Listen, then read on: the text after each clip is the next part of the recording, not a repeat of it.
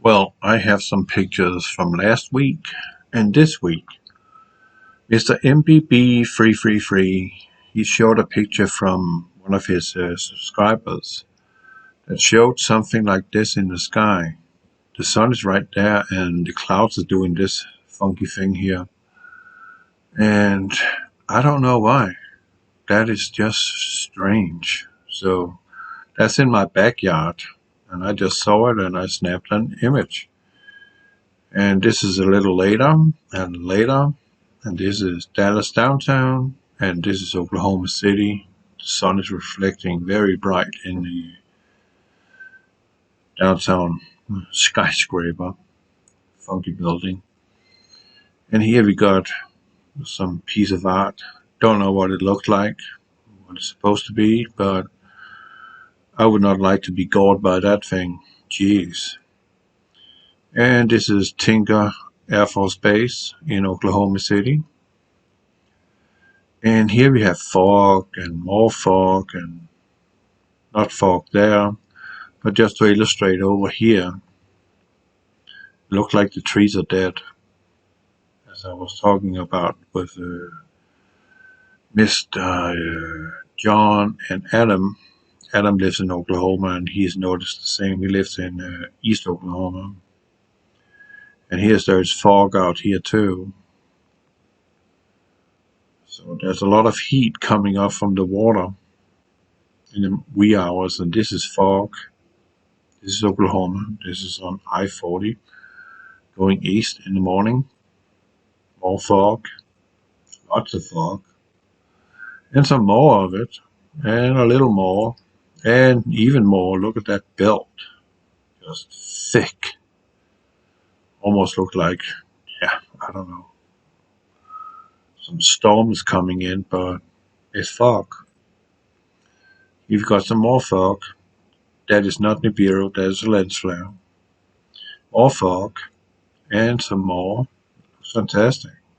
That's why I shot so many pictures of it. Look at that. Look at that. That's the Arkansas River. That is amazing. Look at the steam coming off from the water. That's crazy. And that's the other side. Just nuts. And here again, some more, a little more. It looks surreal. It's like, what is going on here? Just crazy. Oh, this is normal clouds. This is contrails. And some more contrails. A little more of it. Peculiar, right? Must say those airplanes are putting out some contrails. That is significant. Here's a new contrail being laid. And this is in Haslett, Texas. And this is a completely normal flight pattern from a commuter airliner making contrails. He's right there. Can't see him, but he's there. That's just nuts, right? But it's getting better. Look at that. What the hell? Two of them, and another one, contrail, there is being laid out. Look at that shit. Now the best one is coming, I think. There. That is completely normal. Same location. So we are coming from here. Ooh, and then we decide to do some drunk flying. That's perfectly normal. This is normal. This is normal. Not real clouds. Not real clouds. Not real clouds. Oh, where's that? That's Tishomingo in Oklahoma. That is City Hall building. Pretty neat. Old. And we got some more contrails. What the hell is that up there? What the hell is that? That's not the moon. What the heck is that? Gosh, I didn't even see that before now. Almost perfect circle with a triangle in it. What The hell is that? This is not a reflection in the window because I had the window down when I took that picture. Jeez, what is that? Whoa. That is interesting.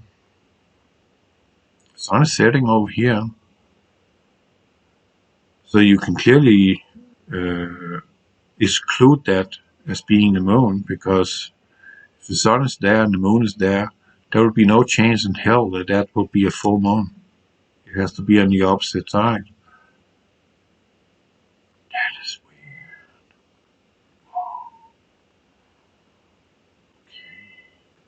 Are we having more of this stuff? Yeah, I actually wanted to make a video about that last week, but I just had a colonoscopy and I was preparing for it, drinking some flush out stuff. Man, that was not funny. Well, they didn't find any cancer, but they did find 4 polyps that they cut off and they're sent in for analysis. And again, still nervous. 2 months ago, I did a Cologuard and it came back positive and shit.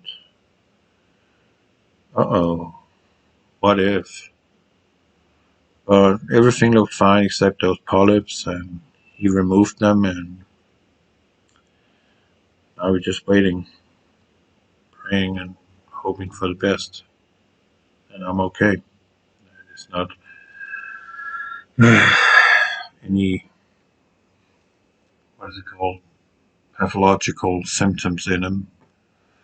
Because if you have polyps and you don't get a colonoscopy, those polyps down the road is going to turn into colon cancer. So I hope they come back negative and we got them removed in time so I can go for another 3 years before my next one. And for those of you out there who haven't tried it,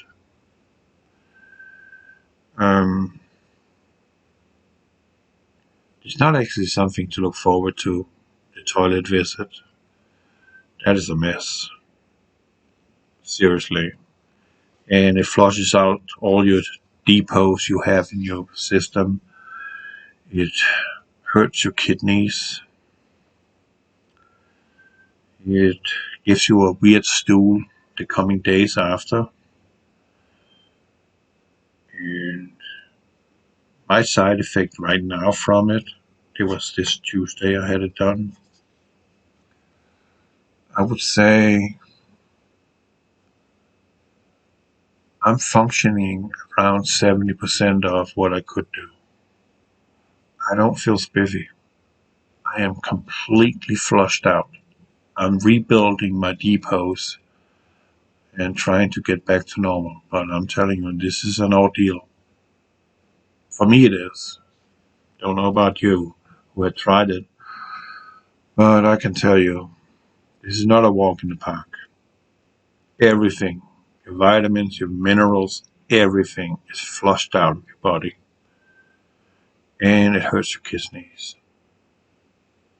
I've had 2 days of significant pain in my kidneys, and that has not been fun. And I have to do it again in another 3 years, but that's a long time. Or is it? Because time flies. Damn, it's going fast. We're already in November. And here we got some ominous clouds, nothing happening. Sunset, getting really dark now. And this is just some molecular clouds, as I call them. Funny shape they have around the sun right there. And this is Fort Smith. That is a funky thing on that wall there. They got some weird murals in Fort Smith, Arkansas. I actually like that town. A lot of history there. Here again, this is a feed mill. And that's actually pretty neat. That looks pretty good. Good job. And here we got a giant triangle in the sky formation. You can see it with the naked eye. Here we got a square cloud. Don't know how the hell that happened. Weird. And this is a picture of October 30th, 2022 in Florida. And someone took a picture of something in the sky. A red object with a tail. That's me after Cologard. I'm trying to smile. This my mother-in-law. She bought me this poop thing. It was fun. So let's have fun. And this is Contrails. And this happened in South Korea. And Mr. MBB, he has had quite a few videos this year where stuff is falling from the sky. What the hell is going on here? Can you tell me that? I'm just... Is it... I don't know. But could it be... this is this month. Last month, the 26th. According to some sources, we are supposed to have a disclosure arrival of the alien entity, which are called evil fallen angels and whatnot, in 2023-24. Could this be a forerunner? Could it be they are coming down now and preparing to reveal themselves to us? I honestly don't know, but nevertheless, there's been some pictures here in America where that is showing up, but in those images and videos that Mr. MPB 333, Michael from Arizona, has shown us, that is that these streaks, when they're coming down, they're black, but these are white. And I honestly can't say what this is. One thing we can definitely rule out: this is not meteorites. They don't come in like that. These are falling vertically down, just like what we've seen with Mr. MBB. I'm clueless. But thinking about so-called arrival in 2023 could be. And this is no coincidence. There's a lot of sightings right now of two objects in the sky next to each other. One is the sun and the other one is whatever we want it to be. And in ancient times, they're describing the same thing. And let me just say that that's highly unlikely, right? And they're all looking up at it. My eyes are peeled on the sky.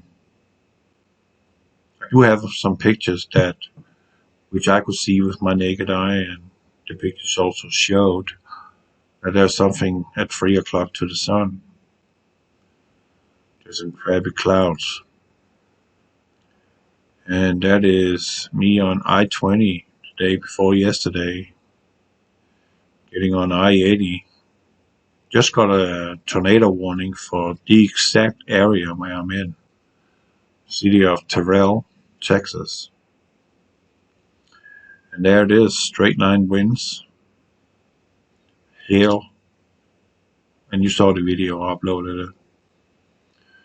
And this is on I-80, or the US 80 West. And more of it. This is quite spectacular. I sent that over to Mr. MBB 333 because he put out videos where he shows some sky phenomena, and here we can see a lot of shattering from the sun is right here, and there's a lot of shadows, a lot of chaos in the sky at this moment. And then it's just getting kind of gray, but I have another view of it when I sit there, like you have a view of it here. Dallas downtown, ominous cloud. But that's not the one that's raining. It's actually in this area. It's peeing from the sky. Not here, but there. Strange. Look at that. It's kind of like, okay, I'm getting into hell now. What is going on? It was a bad one. Paris had I don't know what it was on the EF scale, but the footage I've seen, it looks like it's between 2 and 3. Maybe it is a 3. 29 people got hurt. A lot of houses got completely destroyed, leveled in a town called Powderly. That is a little north of Paris, Texas. And this is on the same day. Thankfully, nobody died. Dallas downtown. And I got over on the other side of downtown Dallas and blue sky. And this is the back side of that front. Meaning I'm on the west side of the front. And up here, we got the moon hiding. Pretty good picture because you can see the different tones on the moon's surface. So this picture is definitely in focus. And again, the moon is the crown of the front. Awesome picture. Send that to Mr. MVP. All the pictures you've seen here from the storm, I've sent them to him for him to have a look at. Moon is there. I'm on my way home. And this is the west side of the storm, and the sun is setting.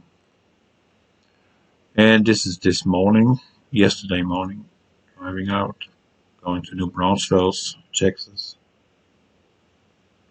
Not much to write home about there, other than got some streaks in the sky, if you can see them faintly. I don't know really if you can see them. Actually, the pictures don't do it justice. They're much clearer with my naked eye.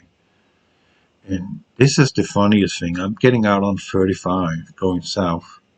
The clouds end here, and there's just this long shadow along the sky. Wow, as far as your eyes can see. It was just nuts. And that was all the pictures, pretty much. But let's end with this one. This is pretty neat, and this one is in perfect focus too. You can see the tones on the moon. Really good picture. With my Samsung Galaxy S20 Fan Edition. It's a real good camera. I don't have to do anything other than just snap. You get stuff like this. It's pretty neat. So this is Hazlet, Texas. Some 17 miles north of downtown Fort Worth.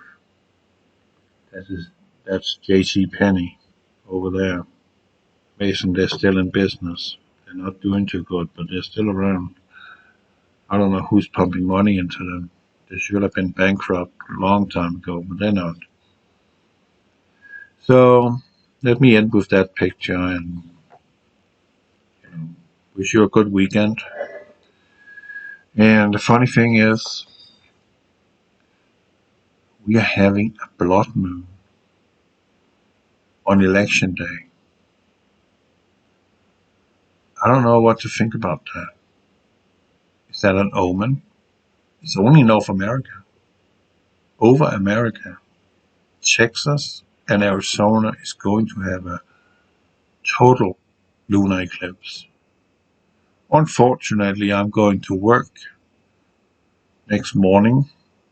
I have to meet at 6:30. in the morning, and the totality of the lunar eclipse is at 2:06 a.m. Central Time, and I would be sleeping like a baby, or else I wouldn't be driving next morning. You can bet on I'm not going to go out with my telescope and have a look at it. I have a responsibility, and that is to keep myself and everybody else safe on the roads. I can't sit there and be half dead. Driving an 18-wheeler, that is not a game. It's not fun. It's serious. When I push the yellow button on my truck to move, get out on traffic, I don't know if that's the last time I push that button. That's how I'm driving my truck. Things are going so fast out there. Anything can happen in a split second, and you need to be on top of your game when you're driving an 18-wheeler. And unfortunately, what I'm seeing out there now is downright scary. Either they're doing it on purpose, or they are bloody dumber than cornflakes. I'm seeing the worst crap of driving skills.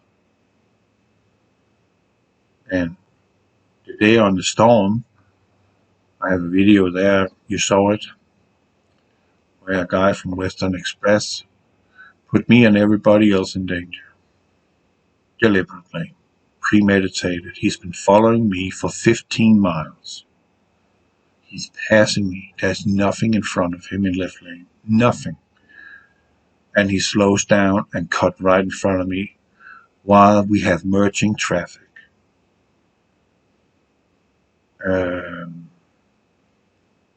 To be honest, I would take his CDL away from him. He should never be allowed to drive a semi-truck again for doing something like that. Premeditated. I knew it was premeditated. He put his blinker on and then he swung right in front of me. And I have a radar that is a collision mitigation system. You know how many feet he was from me? 27 feet from my front bumper. That's where my radar sits. 27 feet. If he had to brake because of that merging pickup truck, I would have rammed up in his butt so bad I might get very seriously injured. I was going 62 miles an hour at that point in time. I don't like driving on I-20 in Texas. I call I-20 in Texas the highway of death. Lots of people are losing their lives out there. It's a 2-lane split highway, interstate, with a speed limit of 75 miles an hour. And that road is just not big enough for the load of traffic that is traveling on it. And everybody is competing about getting first to Dallas or first to Louisiana. And for the most part, everybody is sitting in a cluster. And if they're not sitting in a cluster, they're all sitting in left lane, pacing each other. That is a recipe, on all accounts, for disaster. That's why I'm going slower. Because I really don't like driving on 20. That thing is giving me the weebies. I hate that place. But I have to. I can go other routes, but I also have to assess how much time I have on my clock, because I have to in-gate on the same day as my pickup. So I can't just, okay, we're just going that way because all roads leads to Rome. I can't do it like that. I have to go in a certain way. So when I get on 20 from Shreveport, coming off I-49, I simply just slow down. 60, 62 miles an hour and let everybody just fly past me and opening up all the space in front of me as much as I possibly can. And you see that in my latest Mike from Around the World and Paul's video. That's where I'm driving on 49 and I-20 and into this fantastic storm. You can see the space I constantly have in front of me. And that is simply of my own safety that I'm doing that. And then we have a shithead from Western Express. His truck can go faster than 65, which is my truck's top speed on the cruise. Only 62 on the throttle. I can't go any faster.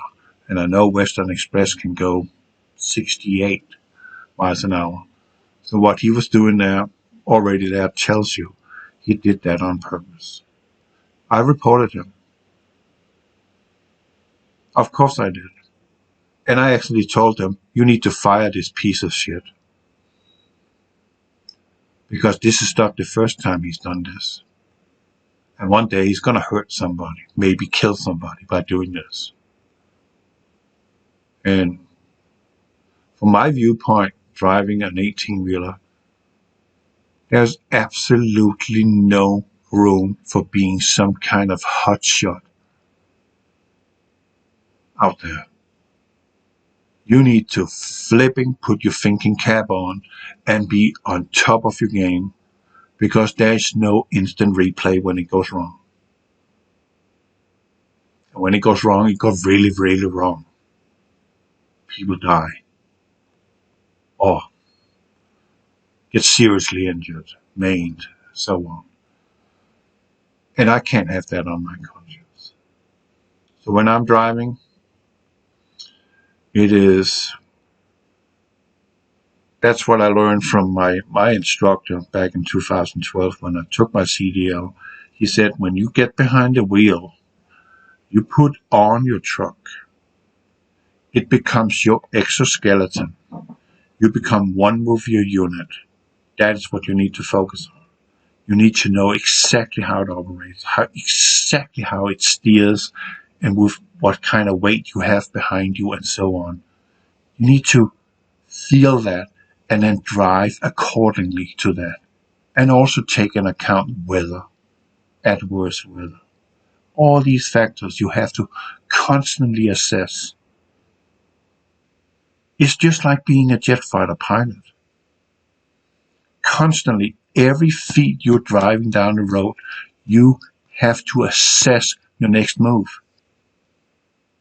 Because I don't stop on a dime like a car. It takes 1.5 football lane with a fully loaded trailer with 60 miles an hour to come to a complete stop. 1.5 football lane. I'm moving 88 feet per second with 60 miles an hour.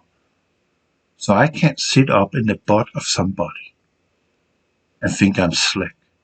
And I see so many truckers driving up in the butt of a car in front of them and kind of telling them by being so close, like 20 feet, get out of my way. I'm busy. Those drivers that drive like that, they should have their CDL taken from them. Because right there, they are potentially killing that person in front of them. If that car has to brake, he's good as dead. That truck ain't gonna do anything. Because it takes 1 second for you to see what's going on. It takes another second for you to apply the brakes. And additionally, 1 more second before the brakes actually activate on your truck.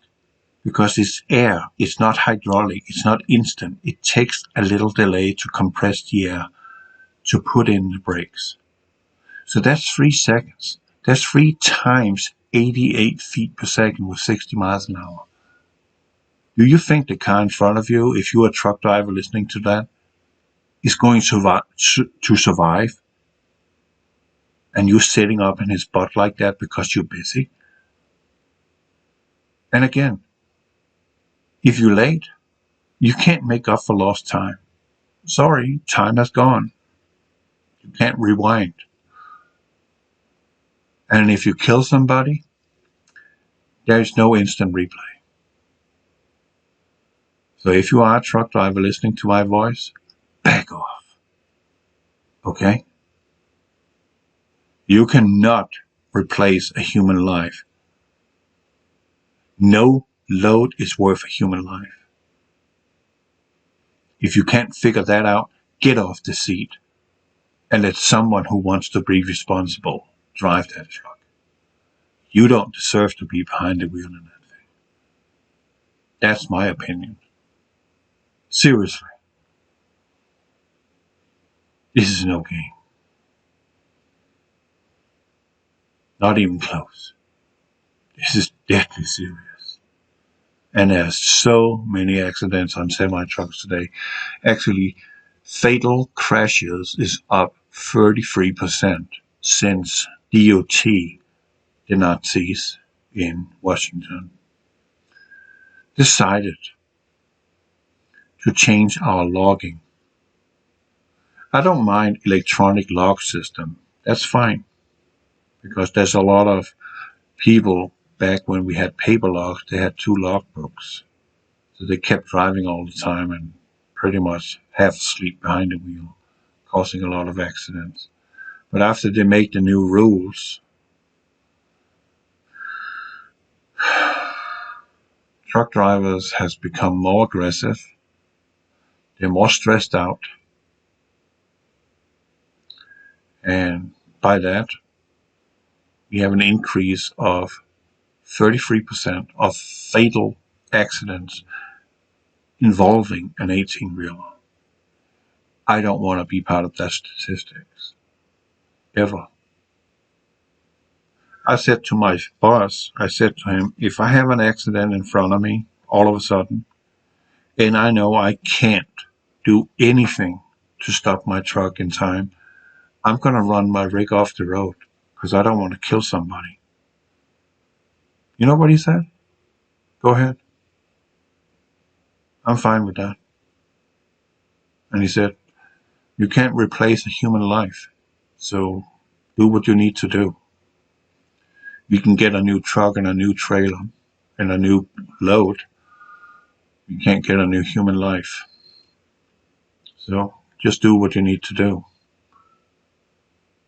So that's how I am. That's how I think. If I can't avoid it, I am going to ditch myself. If that's going to get me injured, I don't care. I don't want to have someone's death on my conscience. Anything can happen in a split second. And that's why I get so infuriated when I see semi-trucks sitting 20 feet behind a bumper on a car in front of them. Get out of my way. Get out of my way. Flashing him and so on. On a wet road even. That's even worse. Talk about being on ice. Well, that's just sign of the times. People more or less only think about themselves today. That's sad. But that's how it is. So when you see a semi-truck blasting up in the left lane, up in your butt, just get over. Don't sit there and be a hero. Just get over in right lane. Let the freaking idiot pass. Just let him pass.